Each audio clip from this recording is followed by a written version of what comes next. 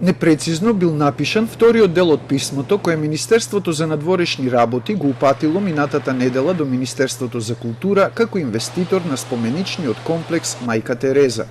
Во него не се барало да се догради споменикот на плоштадот, туку се спомнало постаро барање од Ватикан за изградба на светилиште на Мајка Тереза во родниот град.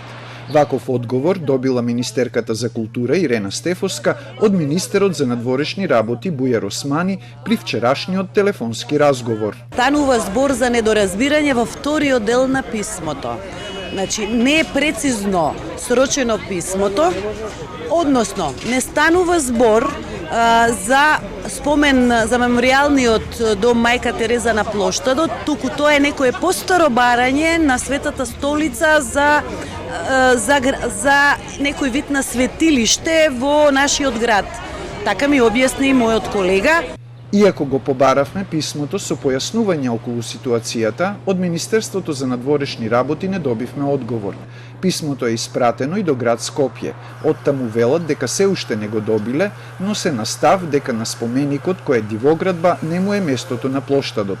Градоначалникот на општина Центар Богдановиќ викендов изјави дека го добиле писмото од МНР, но ги добиле и материјалите од инвеститорот и дека како изготвувачи на дупот Мал Ринг, каде се наоѓа споменикот, ќе му одговорат на МНР дека тој го спречува движењето на плоштадот и ќе бараат поништување на дозволата дадена од Министерството за транспорт и врски. Пред 2 години владата одлучи дека е поевтино недоградениот споменик на Мајка Тереза да се пренамени наместо да се урне како што препорача работната група за Скопје 2014. Од групата тогаш рекоа дека општина Центар е надлежна за уривањето и дека не треба да чека став од Министерството за култура.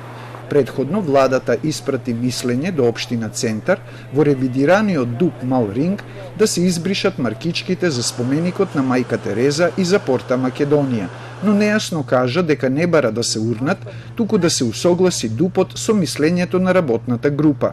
Споменикот на Мајка Тереза почна да се гради 2015 година во време на владеењето на Никола Груевски, откако пропадна најавата за донација од индискиот бизнисмен Субрата Рој, кој заврши во затвор поради неисплатени инвеститори.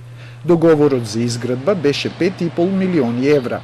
Сега се бараат модалитети за предавање на управувањето на националната установа спомен куќа на Мајка Тереза на католичката црква, што е второ барање од Светата столица во писмото од МНР до надлежните, рече министерката за култура.